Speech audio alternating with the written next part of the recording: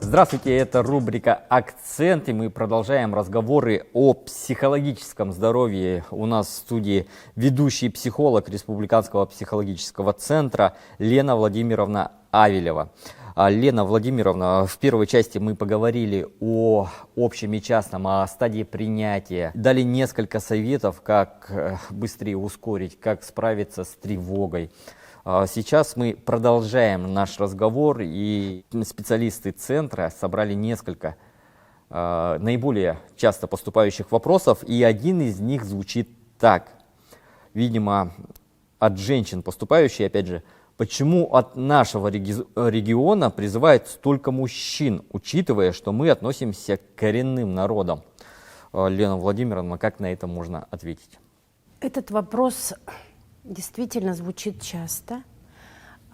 И вот исторически так сложилось, да, что мы живем в самом холодном краю.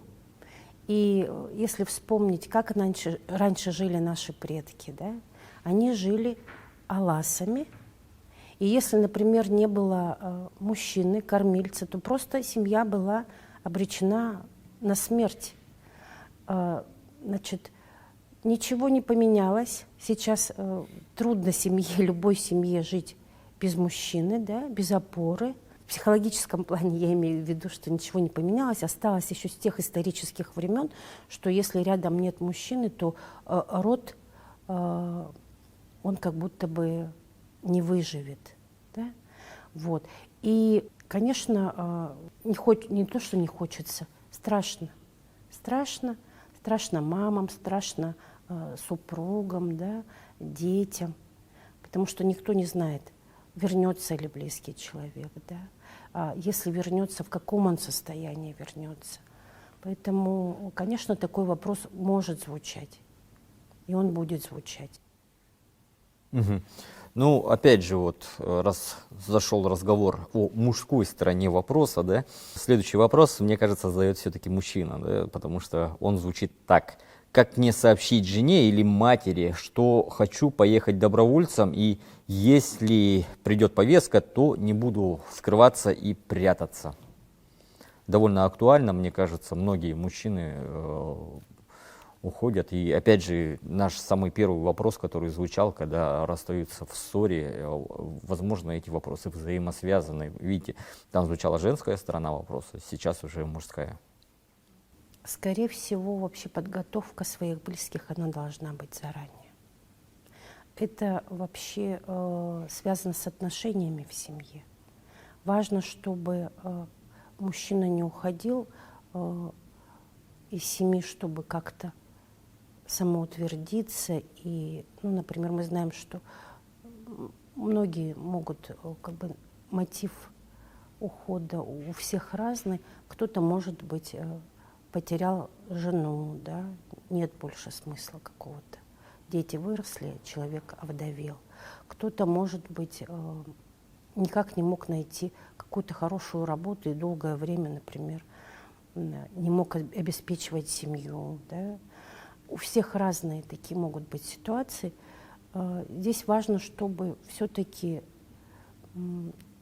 разговор между близким человеком и вами состоялся заранее, да, чтобы не огорошили этой новостью, а чтобы как-то свою позицию уже заранее озвучивали, да, тогда близкий человек как-то примет это, потому что то,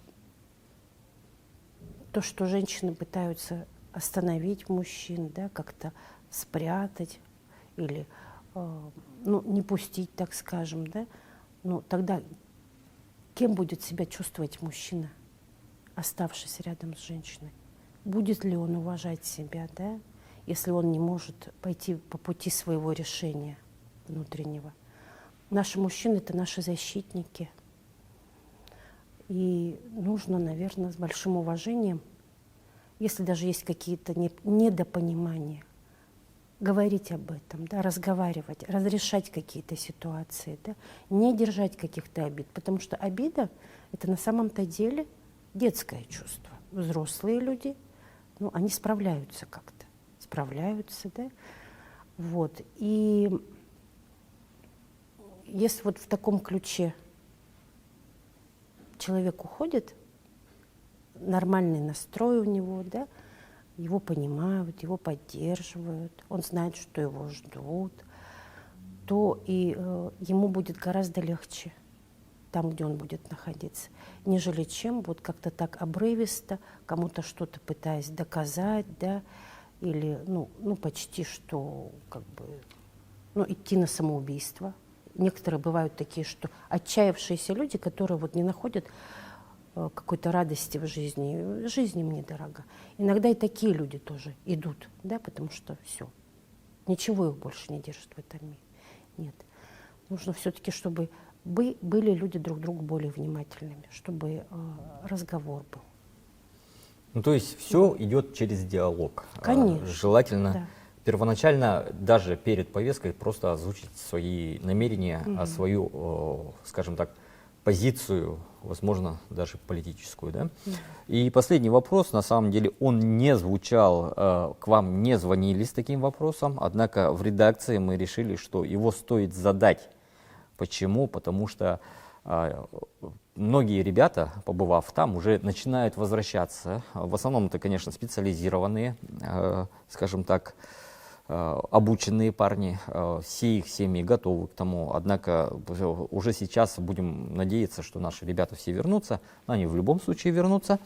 И к чему надо быть готовыми, когда муж вернется с зоны специальной военной операции? Как может поменяться психика? Как стоит именно дома, вы много говорили о домашнем уюте, что это надежный должен быть тыл, но все-таки нужно знать такие моменты, с чем можно столкнуться. Понимать, что придет он уже совсем другим человеком. Потому что то, где находился, значит, ваш близкий, это место, где действительно, ну, непростое место, да? И так сразу, моментально он не сможет переключиться. Нужно время. Нужно время для того, чтобы он как-то смог адаптироваться и вернуться к мирной жизни. Но при этом не бояться, не сеять панику, не тревожиться. Понимать, что иногда вот мы, когда работаем, мы видим, что человек вернулся, а мыслями, да, и чувствами он до сих пор находится там. То есть вот тело здесь, а мысли и чувства, они находятся там. И оно по-прежнему, как бы вот, голова так работает, что он как будто бы по-прежнему пытается сам себя или защитить, или ощущение, как будто бы он там, его не покидает. И поэтому некоторые пугаются и говорят: все, по-моему, он уже сходит с ума, или что там такое у него, да, не спит, или не ест, или в запой уходит, да. Просто надо пережить это состояние, быть рядом, заботиться о близком человеке, да, и постепенно, потихоньку, шаг за шагом возвращать его. Если очень трудно, то с помощью нас, психологов, да, и нужно обращаться не только им, но и их близким обязательно. Как быть, что делать? Есть у нас и горячая линия, телефон доверия. Да? Вот один из номеров 8 800 135 50. Это круглосуточные телефоны доверия, да, и люди могут позвонить в любой момент, поделиться с тем, что с ними происходит. То есть не замыкаться, не закрываться в своих переживаниях. Ну, нужно время. По себе скажу, что впервые побывав в Донецкой Народной Республике, нужна была неделя, наверное, чтобы пережить вот эти все события. Почему? Потому что, естественно, я как бы не держал в руках оружие. Это был фотоаппарат, тоже как бы в своем роде оружие, но несколько другого информационного плана. И те эмоции, которые живут жители Донецкой Народной Республики, которые на протяжении 8 лет испытывали такой психологический гнет, что его очень трудно объяснить, и это все очень сильно капает на психику. И в любом случае помогает, наверное, какие-то поступательные движения, возвращение как бы к очень, ну, обычной жизни, к рутине, скажем так, да. Конечно, в первое время очень странно, когда не ожидаешь каких-то прилетов, там, которые там, не боишься там наступить на мину, и это действительно так. Чтобы, можно я скажу, Да. да, чтобы понимали? Например, у нас была встреча с участником боевых действий, и вот он говорил о том, что в течение всего дня, только за весь день, полчаса они могли быть в тишине. Все остальное время обстрелы. Представляете, что там происходит, да? И поэтому вот даже то, что тихо, даже и это может быть для них непривычно.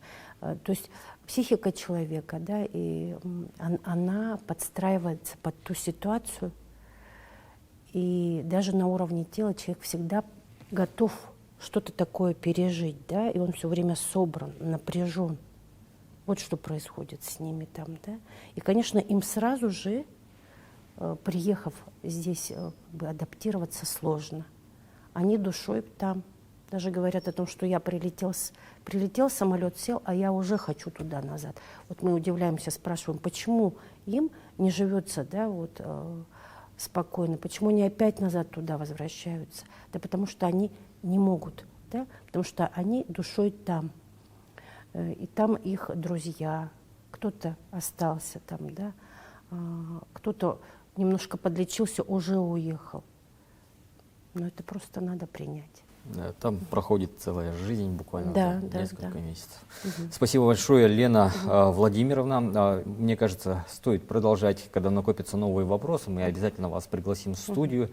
Довольно-таки важный аспект в это не самое, скажем так, простое время.